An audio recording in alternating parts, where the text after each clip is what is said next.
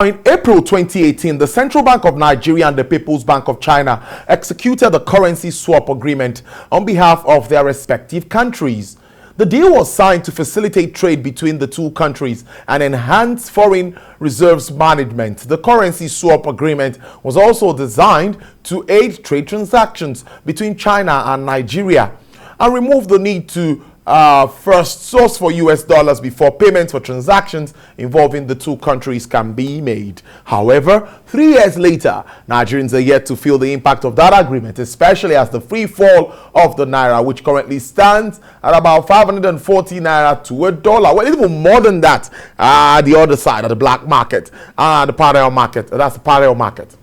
It will interest you to know that the target of 720 billion naira to 15 billion yuan to be swapped within the 3 years has not been met, as traders and importers still have to convert the US dollars and then to the yuan for business transactions with Chinese firms, which is expensive and leads to constant hike in the prices of commodities imported from China as the cost of operations is passed to the final consumer. Well, I introduced him earlier to make more sense of this and, of course, other economic issues as we wrap up 2021. I have joining me live from our Abuja studios is a professor of accounting, now University of Nigeria, Professor Phili Ugwadioha. Good afternoon, Prof. It's really good to see you. Yeah, Tolu, how are you? And Merry Christmas. How's everything? Fine, thank you. I wish you the same. Merry Christmas to you too. First, let's look at... Thank you for having me. All right, Prof. Let's look at this currency swap transaction in its entirety. Now, CBN sells about 3.69 billion yuan in 3 years. How does that impact our foreign exchange market? Would you say this is really working positively for us in this country?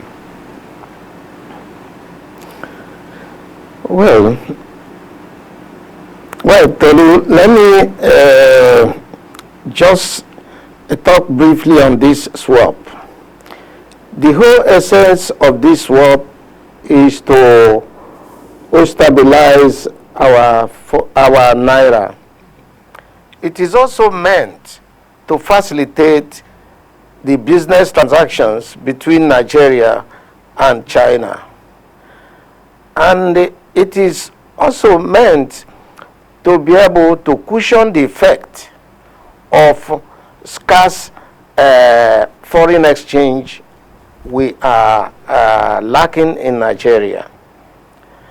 Then, like you said, the plan was for a 3-year period, the first phase of it, during which 15 billion yuan has to exchange for about 720 billion naira.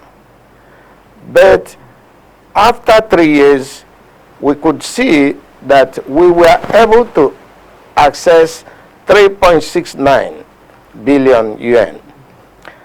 And in figure, translating it into the naira that we intended to exchange, we were only able to get 177 billion as against 720 billion. Taking it down again in percentage level, we could see that we were only able to achieve 24.6% of the planned projection. If one looks at it from the plan of action and the actual action carried out, we could say that we have not done well. We have not done well because if it is examination we have written and we score 24%, we know we have failed that exam. Then, on the side of China, if you look at also the volume of trade within the few years, or let's say take it back to the last 8 years, between Nigeria and this thing, it is very, very, very much favorable to China and unfavorable to Nigeria. In the sense that if you gross it into percentage, we got around 11%. while they got around 89%. So on both sides of the divide, whichever one you take it, you know that we have failed in that area. Then taking it back to the essence of this. The essence of this is to ensure that the effect of dollar will be cushioned. That means that it will reduce the high demand for dollar, while most of the goods purchased in Asia, particularly from China, will now be domiciled in their own currency. But if you look at what happened the last 3 years when this thing happened, when the deal was struck, you could see that the naira rate, official rate, was 361 to a dollar. Today, with the swap going on side by side, today the official rate of naira to a dollar is 565 or 500 up to 570. No, sorry. The official rate now is 411. Yes, that's true. From and on the parallel side, and on the parallel side, we can get it today, as at today, for 300. I mean, for 500. For 565 or 570. Good. So, if you consider this now, you can see that we have not achieved any impact. Rather, it was rather negative in our side. So, but the problem that we have in this country is that we jump at an offer, particularly from any foreign country. We don't evaluate the benefit to us. What we are just interested here is to see we have signed bilateral agreement. We have signed MOU. We have signed this. After signing, are we not supposed to implement those things on our own part? And if we cannot implement on our own part, how can we achieve the goal? The goal will now go to the second party. Okay, on implementation in our side, what do we do to make sure that the trade balance between Nigeria and China improves? It's very simple. We are not producing goods. Production in Nigeria is almost gone. Most manufacturing companies left Nigeria for Ghana, and some of them are even leaving for the smaller countries here of Benin Republic and Niger. Why are they leaving? Because there's no enabling environment that will engender investment. There's no investor who would like to invest his goods and services where there's no safety of life, where there's no safety of his property or investment, where there's no infrastructure, basic infrastructure, where there's no electricity for production. Prof, and of course, where there's no means of transportation. These are the basic things that has to be addressed. Then, when these things are done, you know that you have taken care of your own side. Nigerians are very hardworking. They could go to any length to excel if they have enabling environment. We always say that Nigerians excel in other countries, but we never ask ourselves, why do we excel in other countries? Prof, allow me to interject. Prof, allow me to interject and follow up with that so that you can continue your submission. Now, but we see, even on the other side, that all efforts to stabilize the Forex market, the CBN has tried as much as possible to continue to defend the naira. Went as far as even stopping supply of Forex to Burundi shunned operators. We've seen all of these moves. But like we say at the moment, at the other side, it is still on the high side. What can really be done to address this disparity? Well, Etolu, let me tell you on this CBN issue. CBN is doing its own best to see that at least naira volatility is reduced. It is doing its own best also to see that the weight of dollar on naira is not that much. But there was a mistake that CBN made of BDC involvement that they terminated. Excuse me, that actually pumped up the rate of a dollar against naira, because when they withdrew, there was a problem. And now when they saw that this is a serious problem in the economy, they now retracted. And coming back again, they couldn't get it back the same way it was before. But as for injection of funds to be able to sustain the naira, that's a very good move. If they don't do it, Nigeria will go into flame. Yes, somebody will ask why. And I have to answer the question, why? Nigeria is an exporting nation. Nigeria is not a producing nation. More than 90% of the goods consumed in Nigeria are exported. And if all these goods are exported, what you should do is to strengthen your currency so that when those goods are imported in, the price will be a bit manageable or lower for consumption here. I think we make serious mistake all the time by saying that if we devalue our naira, the economy will boost. It happens. United States can devalue its dollars so that they will export more. United Kingdom can devalue the pound sterling so that they will export more. Nigeria cannot devalue because we are not exporting. Once you devalue, the value of your goods become, for us, is the opposite. If we devalue our naira, the value of the imported good that come into Nigeria, which is the 90% of the consumption here, will go high. So CBN is doing good or doing well by intervening to ensure that naira does not depreciate further.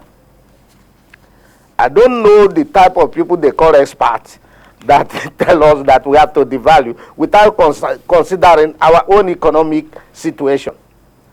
You cannot use the economic comparison of Nigeria. You cannot use UK economy to compare with Nigeria, or use China economy to compare with Nigeria, because these people are producing. If they devalue their currency, they want their good to be cheap, their product to be cheap outside, so that they will sell more, so that their economy will boost. If we devalue our own, our goods and services will be high, because we are bringing them from outside. But why are we bringing them from outside? Because security of lives and property is not there. How can we produce? We can produce, first of all, by going massively into agriculture, because it is agriculture that produces over 80% of what is used in the industries, manufacturing industries. But where is our agriculture today? People cannot go into farm because herdsmen will kill them, herdsmen will rape the women that go to farm, herdsmen will destroy the farm. Therefore, the issue of agric is almost dead. Even with the so-called anchor borrowing that CBN is giving, which I also commend them. But is there any fiscal policy to sustain it? No. They borrow the money, they lend the money to the farmers. The farmers cannot go to the farm. Therefore, they consume the money in their houses to feed their families, and the loan remains unpaid. CBN is crying out now that most of the people lent the money that have been borrowed to were not able to pay. How can they pay when they are not even farming? They will take the money. First of all, they have to sustain their family, since they cannot go to the farm. Indeed. If they go to farm, they will use it and produce. Interesting conversation. And goods and services produced in the farm will be used in the industry. Interesting conversation, Prof. But you know, time is always fast, or especially on television. Now, finally, let's talk about all of this. We're talking about the monetary side. We see the CBN with efforts on that side, and the fiscal side also has a role to play in all of this to consolidate the efforts of the fiscal side. That's the fiscal and the monetary side. Do you think they are working hand in hand in synergy, particularly at this time? All we need to achieve is inclusive growth. Well, yes, it's one of the things I mentioned now of some policy, some assault of the government, not only the CBN. And again, the incongruent nature of our fiscal and monetary policies. If CBN gives out, okay, this will be the interest rate, which is monetary policy. If they encourage loans, if they do so many other things, if there are so many, apart from CBN, other monetary policies, taxation, tax reduction, this and that, if all these things are given out, if all these things are, for instance, let me take it for instance, the monetary aspect of it.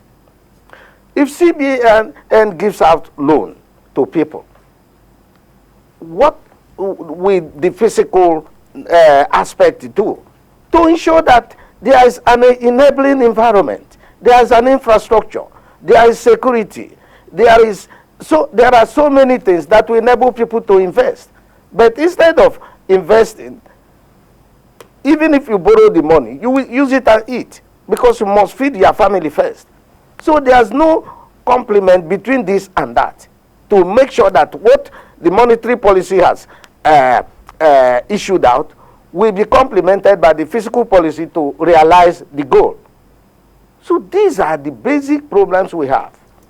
And we get proud of saying we have done this, we have done that, without seeing a result. Tomorrow you bring out another policy. We are doing this, we are doing that, without seeing the result. I feel somehow that something is wrong somewhere. Something is wrong somewhere. And I believe until fiscal and monetary policy are complementary to each other, we can never realize our goal.